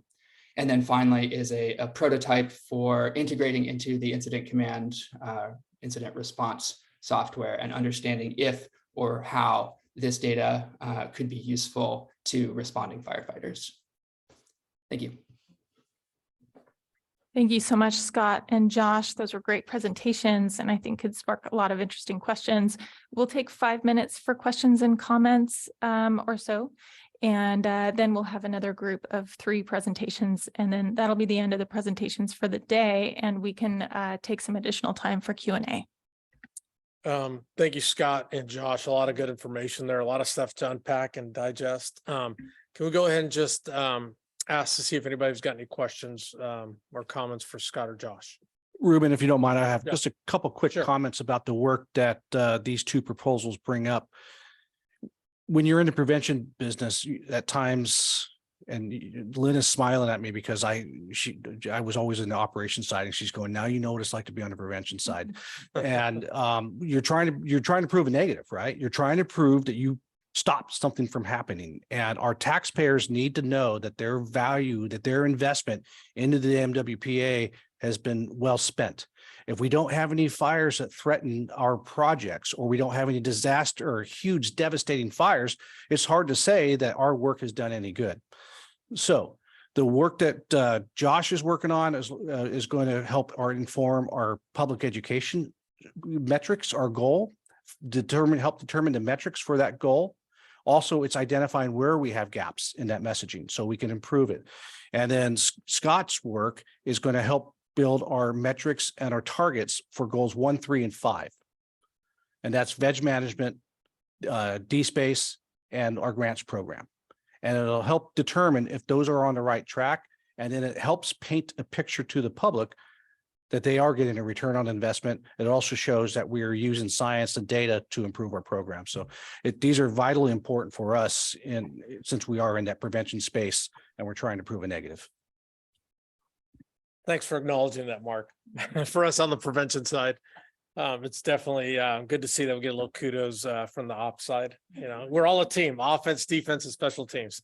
We all got to work together to win. With that, do we have any questions for members of the committee? Bell? Yes, I wanted to comment on Josh's presentation, which is really impressive and needed. And I just wanted to know whether you're connecting with the Firewise community, the Firewise committees, which are, I don't know, over 70 in Marin. And I know they're yearning for this kind of information. I just wanted to be sure there's a way to make sure that the connection takes place. Thanks, Bill. Yeah, in a way, yes. They inevitably end up as a member or two of many of our focus groups. We've already had a couple of members or even leaders of Firewise communities in our interviews and in our focus groups. We're trying not to target them specifically for the focus group phase because there's at least an assumption going into that they would already be a bit more informed than non-Firewise communities. We're trying to capture the full spectrum of residents and awareness across Marin. But down the line, as we begin getting results and all of that work, yes, absolutely. The idea is to feed into that process. And for what it's worth, I think through the focus groups themselves, we've inadvertently, or perhaps as a knock-on effect, made some interesting connections between Firewise leaders and members in the focus group that had no idea that there was Firewise communities, and then became excited about it once they learned from the one member that was. So there's some synergistic effects going on just through the focus groups themselves in that. But yes, that's part of the idea. Thanks. Do we have any other questions or comments? Seeing none, can we see if there's any members of the public that would like to comment?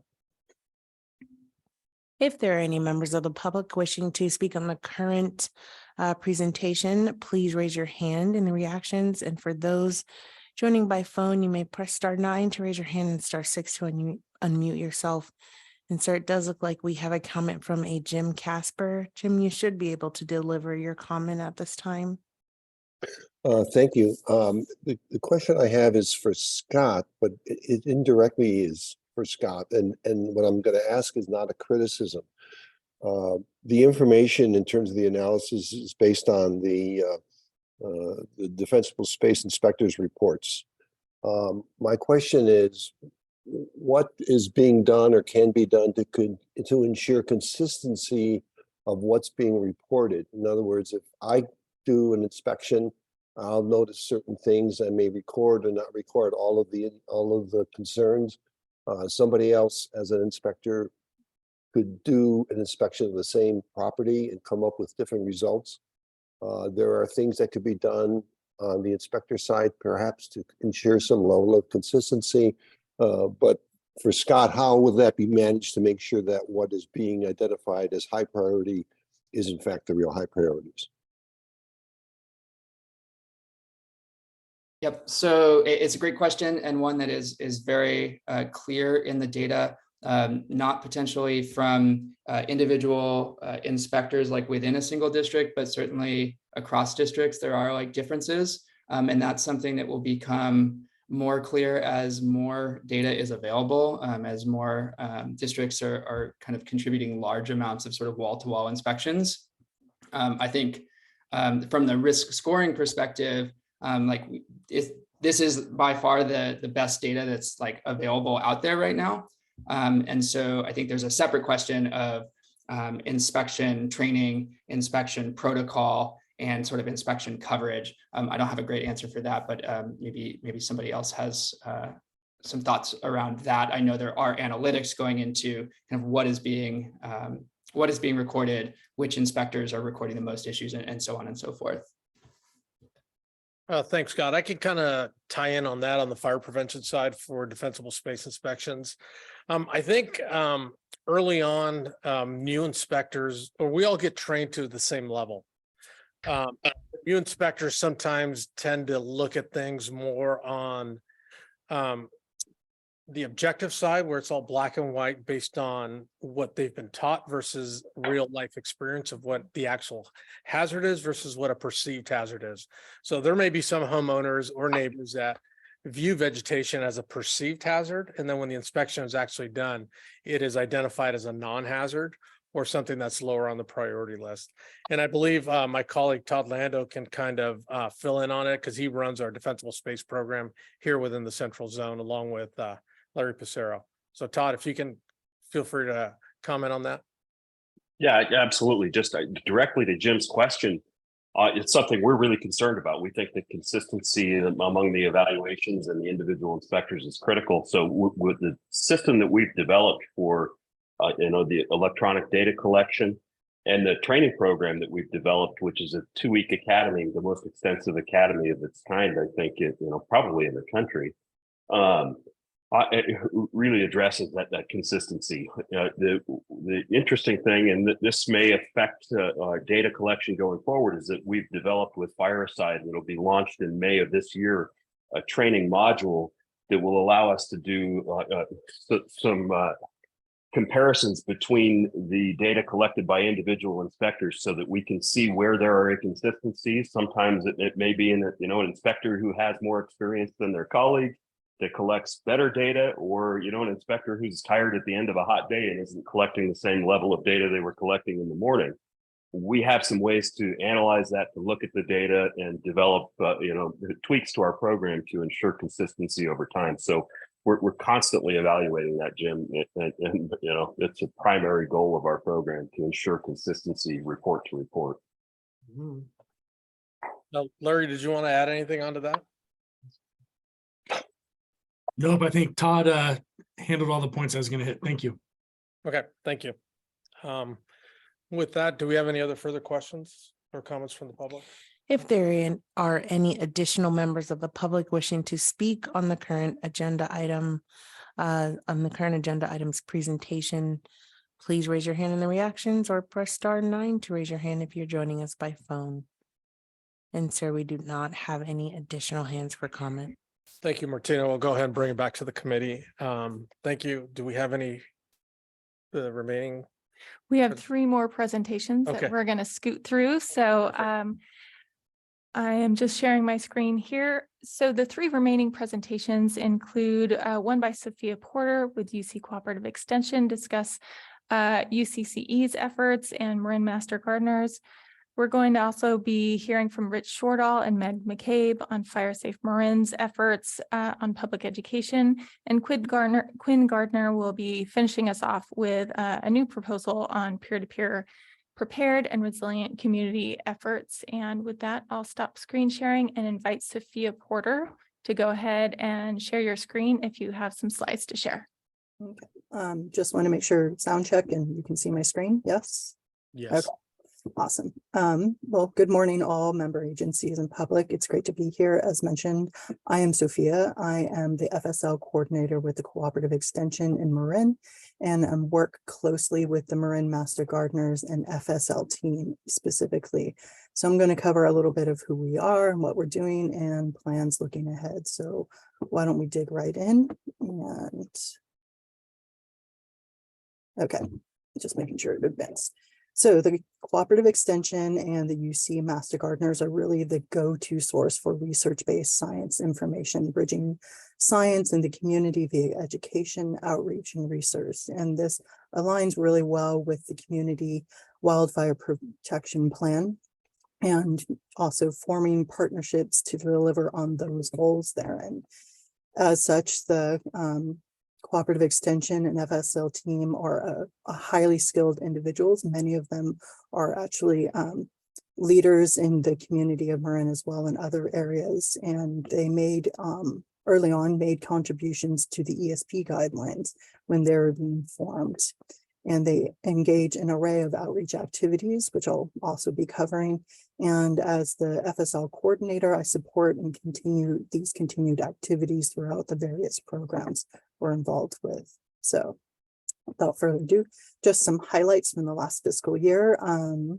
Early on in 2022, it was the first year that FSL was explicitly included in their new Master Gardener training program. Now, this is an intense 18-week training, and it covers about 40 individuals per cohort, give or take. And there was also that year, early on, was the launch of a new Spanish video, and that was created in partnership with Fire Safe Marin. And many other videos on the YouTube channel are also present, both on the Master Gardeners YouTube channel and other organizations that hosted webinars.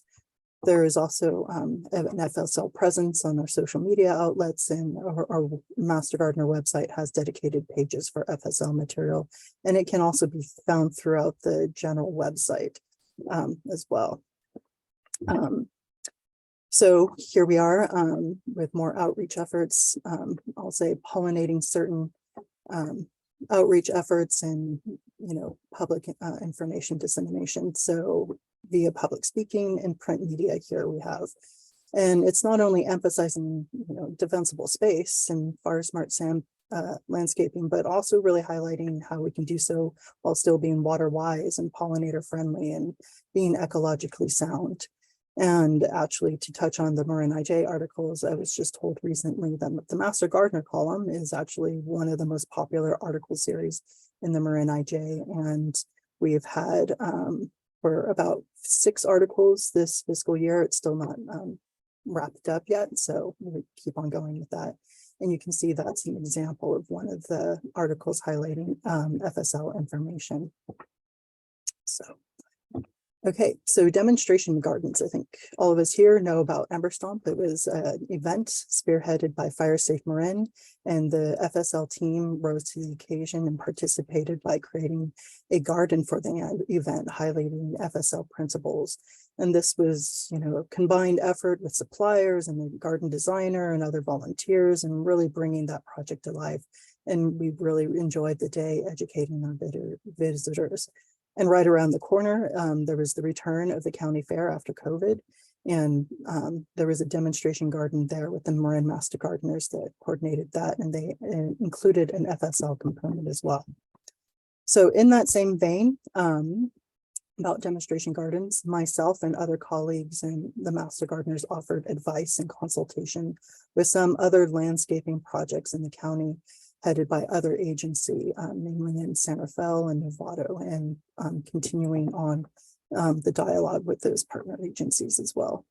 So looping back to that idea of partnerships, we offer educational support with other workforce development programs like the Fire Foundry with ESP and others, and also the Defensible Space Inspector training as well, offering some educational support for that, as because was mentioned, seeing how we can refine the evaluation of vegetation and offering our services and our insights in that.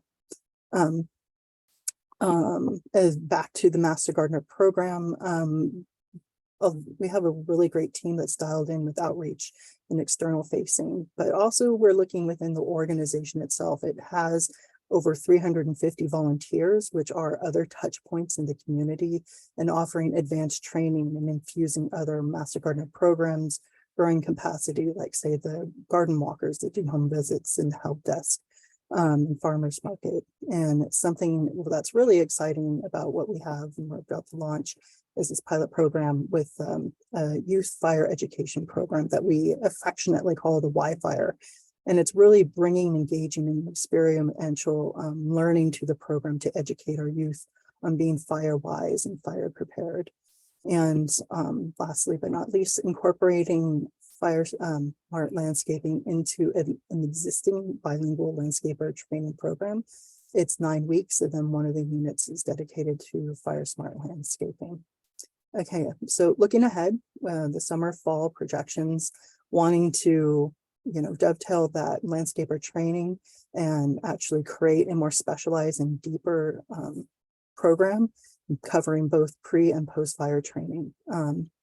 And then also just really shoring up and refining some of the other activities that I mentioned for further development and growth. Growing partnership with workforce development and offering, like I said, the educational support. Going back to the Y-Fire program or the youth program, really thinking about how we can possibly create a parallel program for adults. And again, with the master gardeners, keeping up the good work, keeping that going, and also really increasing those touch points in the community as like a force multiplier, I'll say.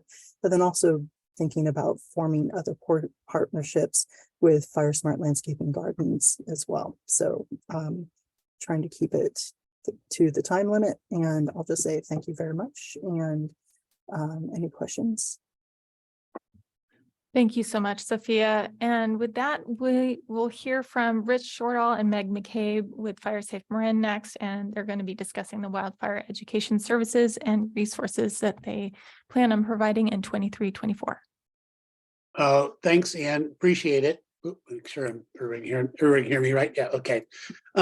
I feel a little disadvantaged. I saw that we had some long presentations with a lot of slides. I thought we were supposed to give a short overview, so forgive me, but just give a big picture here. So Fire Safe Marin has come a long way in the last couple of years. We're now arguably the largest wildfire public education program in the world. By the end of this fiscal year, our content will have been viewed largely by Marin residents almost 14 million times. But as Josh Damone pointed out, there continues to be a huge appetite for more public education outreach. It's also worth mentioning that what he is hearing from his interviews is the same as we hear at Fire Safe Marin from Marin residents, and our programming is designed to address these concerns. However, I think we all need to realize it's just sort of like the prevention world. There's no quick, simple, or inexpensive fix to reach everyone and address fully everyone's concerns. It takes time and utilization of a lot of different channels to reach people in order to increase their knowledge and get them to take action to improve themselves. And when we hear the presentation from Fire Safe Marin, you're really going to see how we use so many different channels to reach so many different people in so many different ways. Just kind of as a reminder, public education and outreach is one of the 5 basic goals of the MWPA. The MWPA has identified Fire Safe Marin as its key outreach and education partner and the primary source of MWPA-funded wildfire preparedness and risk reduction public education efforts. And our educational programming aligns with and supports the 4 MWPA objectives, which include detection, alert, and evacuation, defensible space and home hardening, outreach, community, and strategic partners, and addressing the needs of unique communities. So with that, I'm going to turn over the next part of this to Meg. Hello, everyone. I'm Meg McCabe, and I am Fire Safe Marin's Director of Programming. And as Rich mentioned, we have grown our programs over the past 3 years very intentionally, relying on a number of data sources to inform our strategies. And we look at reach and engagement, quality of content, and responsiveness to needs as the key components of effective educational outreach. And the following data sources provide information on all of these criteria. First, we look at reach and engagement. We look to the numbers and other information that we can glean about our audiences. For example, Google Analytics allows us to track visitors to our website the pages they view, the searches that they are seeking, their geographic locations. Similarly, we track our fouling on social media subscribers and our monthly newsletters. The numbers of posts viewed, the engagements, the shares, the open rates, the click-through rates. We also review our records of thousands of emails and phone inquiries and are really able to not only track trends in interests and questions, but really gain a lot of anecdotal information about what people know and what people need to know to be able to do what we're asking them. And of course, we track our participation in our live programs, our tabling events, and our webinars and MemberStomp. Our programming is informed by several recent and current studies, two of which you heard about here today, the wildfire, which lets us know about wildfire, what residents know about wildfire risk, their concerns, their perceptions, and their attitudes. We look to a baseline survey about Marin's wildfire knowledge through a recent survey that we funded by Godby Research Associates, the ongoing survey delivered by the CHIPPR program, and then the MWPA risk perception survey that Josh discussed, and the MWPA evacuation literature review, which really emphasized that our AFN and our aging community are really the most vulnerable for risks during a wildfire event.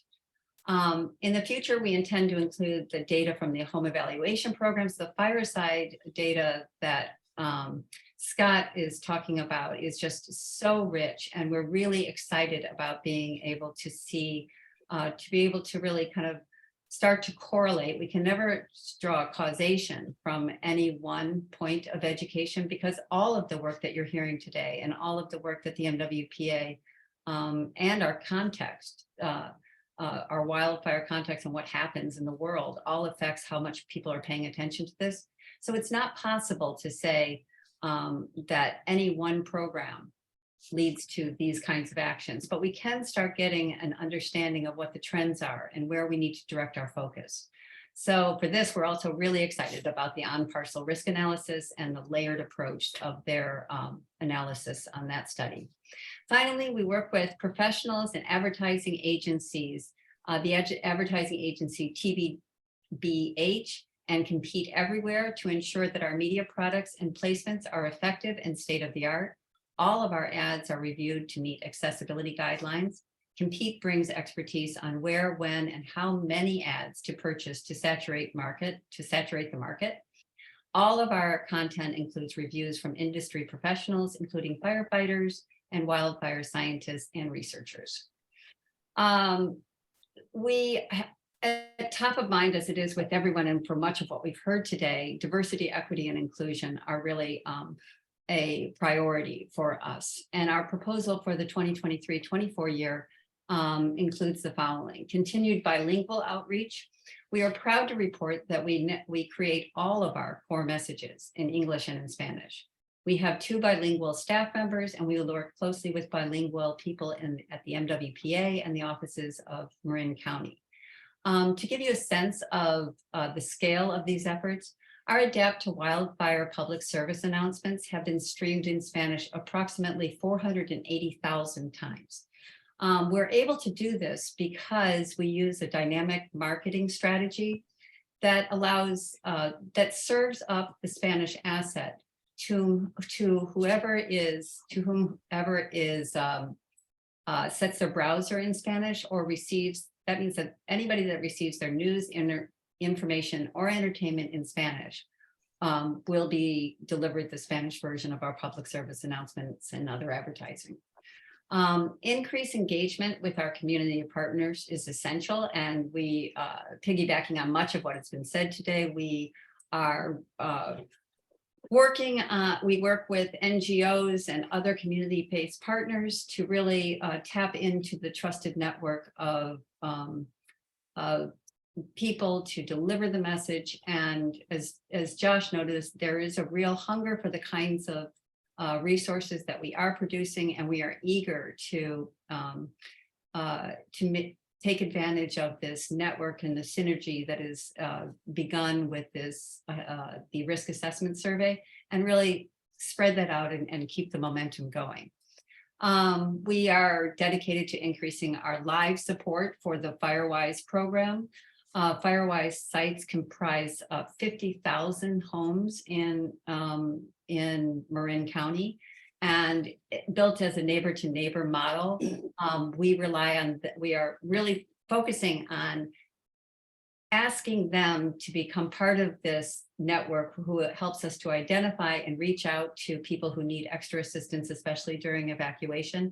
And we are partnering with Marin SIL to better prepare these and other residents throughout Marin through the Powered and Prepared program. And as I said, we're dedicated to increasing the in-person support and visits and all that it requires to really activate our FireWise communities to the extent that is, that its potential. Finally, we are going to increase our in-person outreach in general. Post-COVID, there is a real opportunity to be out in the community more and more. We came out with a splash as soon as COVID was starting to wind down. We began with Ember Stomp, which drew 2,000 people, and we're hoping that this live event will bring out 3,500 to 5,000 people this year at the fairgrounds.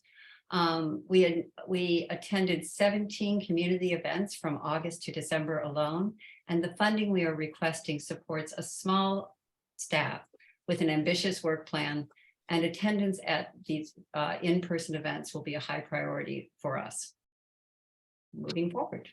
All right, so I'll sort of take the next step here. So our proposal is a series of deliverables and work product that will be memorialized and documented. It's the renewal of the existing personal services contract with the MWPA that we have right now. It's due to expire at the end of this fiscal year, and we're working to renew that.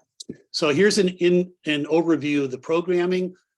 So website is really important. We get about 180,000 visitors a year. It's used by fire councils throughout California, several states and other countries. It's extremely popular. Every time we go to an event with our peers, everybody references the website, but it takes a lot of maintenance and upgrades to keep it going. It's constantly being revised. We have a monthly newsletter with 12,000 subscribers that will keep going.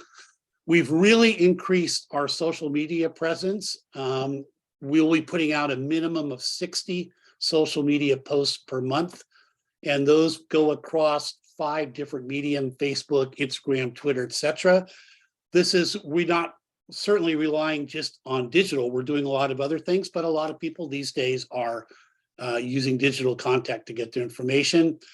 Just as an example, from January to mid-February, we did just 160 new posts in our media just this year. And in order to make social media work, it requires a constant drumbeat of content. You have to always be putting out new material almost daily to develop the following and get interest in it. We've really shifted in video production, and as everybody probably knows, we're pretty proud of the videos we create, but we really changed our emphasis now on the much shorter videos because we wanted to see what really works in the digital marketplace. So 13, 15, and 6-second videos are way more popular than a really great hour-long webinar from experts. So this is really where our emphasis is going. And because of that, we've seen a huge increase in the viewership and engagement from that. YouTube remains very important, and we've really improved how we use YouTube. You can't just make a video and stick it on there and hope that people will see it. There's a whole system of things that you need to do about how it's named, how it's tagged. I won't get into all the details of it, but we've really improved that, which has really increased the amount of viewership and engagement, the amount of time that they spend on it. So paid advertising has been one of the biggest changes we did this year, and it was all related to the Adapt to Wildfire campaign. And the beauty of that type of advertising is you can very carefully target residents and audiences.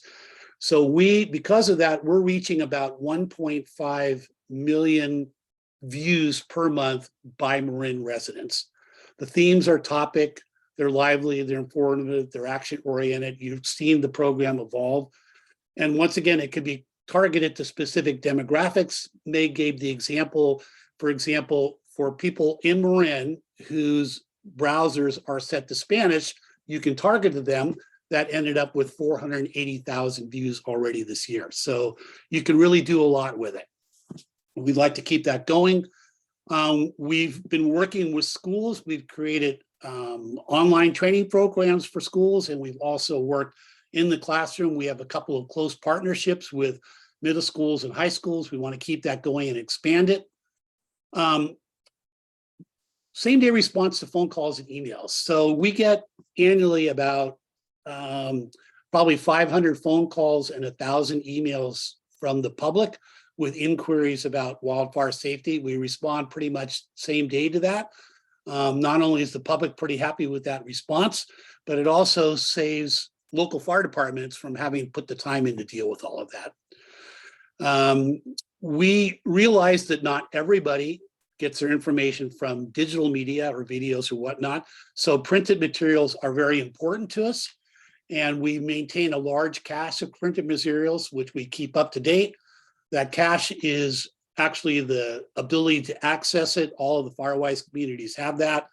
And then, of course, we make the material through tabling and all kinds of other ways to anybody who's interested in it. And it's not only maintained, but we add new materials to it all the time. So we try to respond to what the interest of the public is. And I won't get into right now, but we have several new products that are out there that we're kind of excited about.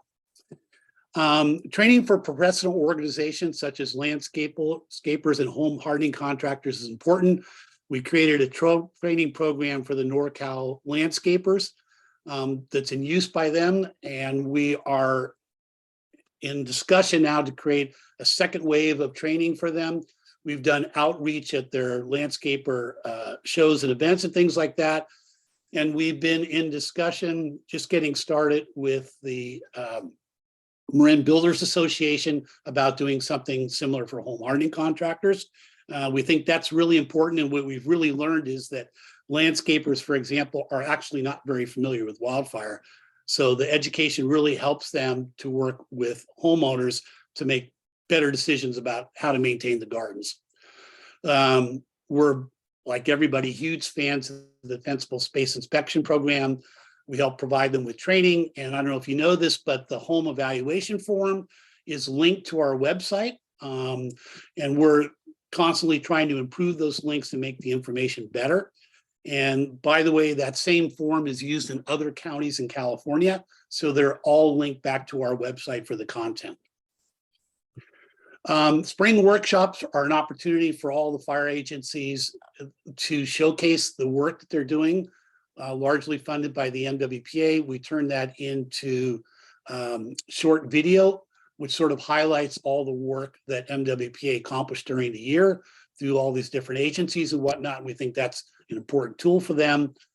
I don't have to get into a lot about Ember Stomp, except to tell you that we had 2,000 people last year. We're making it a lot bigger this year. We're really advertising it. We're very excited about it, and we're hoping to get 3,000 to 5,000 people there this year. And again, it's just another example of a different way to reach people, because the people who came to Ember Stomp were a lot different than the people we see, for example, as Firewise leaders and whatnot. It was much more diverse, particularly across age and demographics.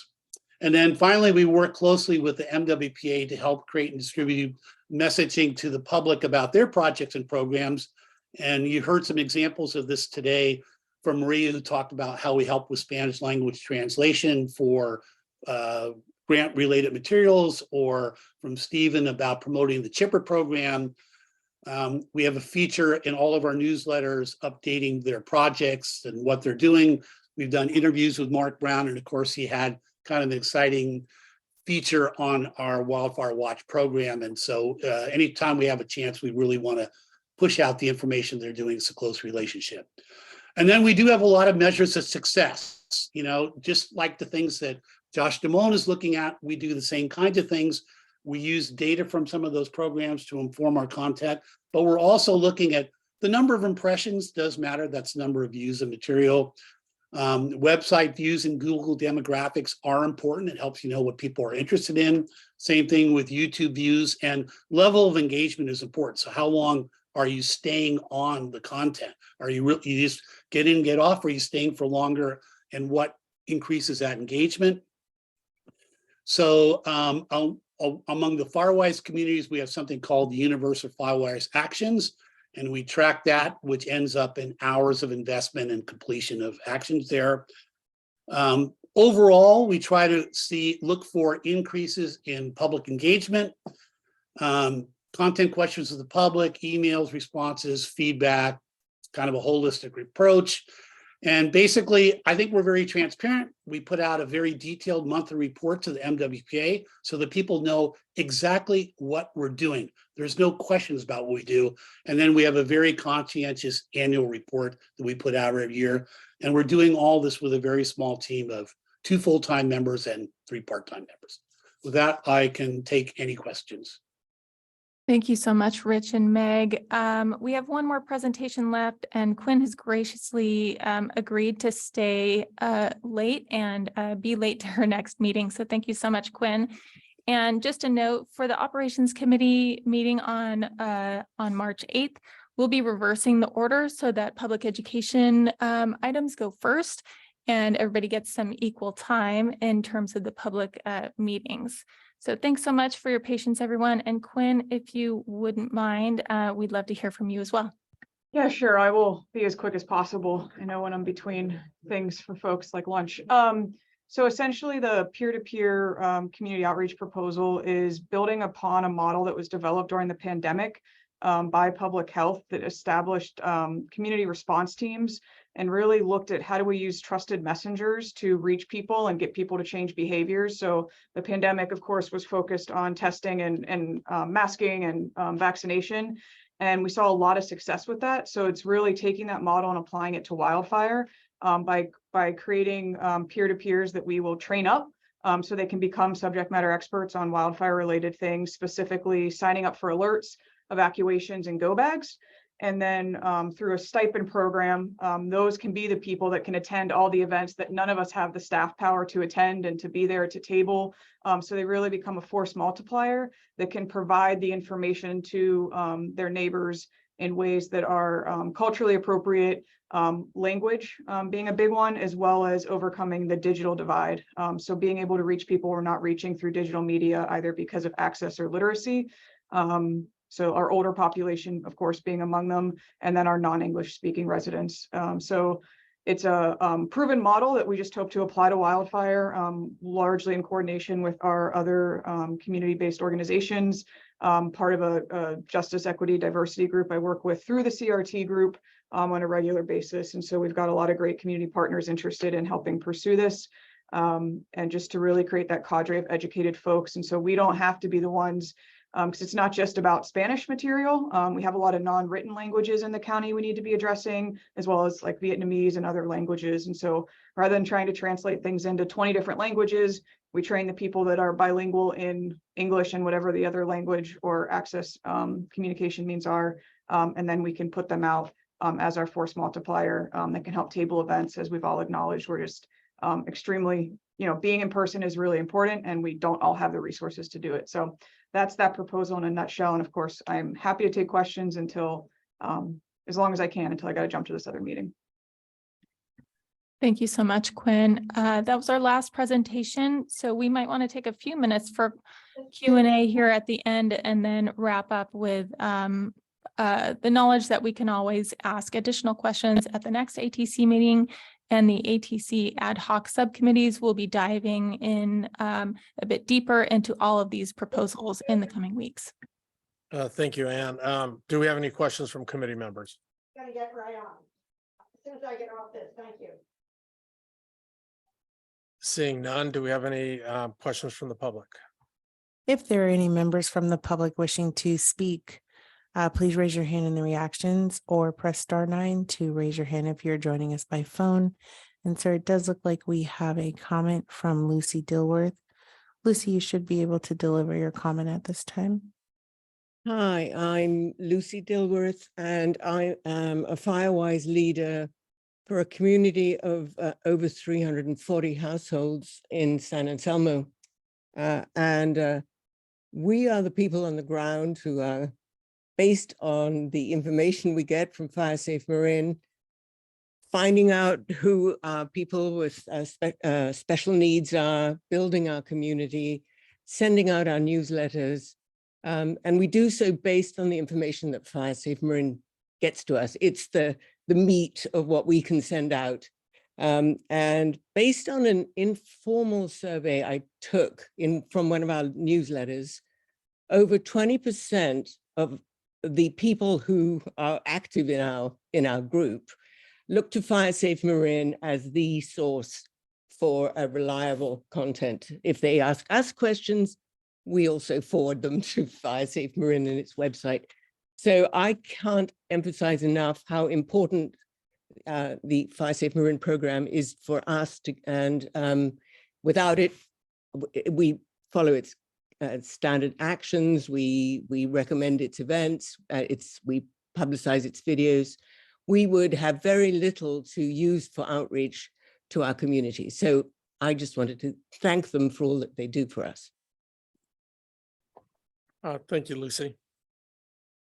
Do we have any other comments? And if there are any additional members of the public wishing to speak, please raise your hand in the reactions. And it does look like we have a comment from Mike Swayze. Mike, you should be able to deliver your comment at this time. Thank you. I just got a text while watching this presentation from a friend that lives in Nevada City who told me that Nevada County is using firesafemarin.com for future fire reference. So you have a big footprint. That's all. That's great to hear, Mike. Thank you. Todd Lando. I just add to this, on my desktop, I'm reviewing the Society of Fire Prevention Engineers WUI handbook, which was just released in the last month or so. It's a handbook for property fire risk assessment and mitigation, a national document prepared with a big group of contributors and a renowned advisory panel. In that document, as you go through the citations and references, you'll see ASTM, Underwriters Laboratory, International Code Council, NFPA, University of California, MIT. But the most often cited source for information in this handbook is FireSafe Marin. Which is interesting. FireSafe Marin's materials are not necessarily peer reviewed, although I think to some extent we are that peer review panel. But there are probably 50 citations in this handbook directly to FireSafe Marin. I think kudos is deserved for that. Thanks for that comment, Todd. We weren't finished with public comment. Do we have any others before we bring it back? If there are any additional members of the public wishing to speak, please raise your hand in the reactions or press *9 to raise your hand if you're joining us by phone. And sir, we do not have any additional hands for comment. Thank you, Martina. We'll go ahead and bring it back to the committee. Yeah, definitely, Meg and Rich and your staff, whatever you're doing at FireSafe Marin, keep doing it and keep going strong. You've been a huge resource and supporter for all the fire agencies within Marin. So I just want to say thank you on behalf of the fire chiefs and all the fire agencies for everything that you do and the information that you have out there for all of us. So thank you. With that, this is not an actionable item. It was just receive the report. So we will, and then we'll go ahead and push it down to the ad hoc committee so that they can go ahead and dive deeper. With that, I will go ahead and take it to item number 8, which are there any members requesting any future agenda items? Seeing none, before I go to item number 9, I just kind of want to remind everybody that if we're not attending the meeting in person, please provide the address where you will be having your meeting virtually to Martina sooner in the process before the next meeting. Our next meeting is scheduled for April 5th at 10 a.m., which is the first Wednesday of April. So with that, I'll go ahead and take it to item number 9 and we'll adjourn the meeting. So thank you, everybody, and have a good day. Thank you for your patience, everybody. Thank you, everyone, and thank you to all the speakers.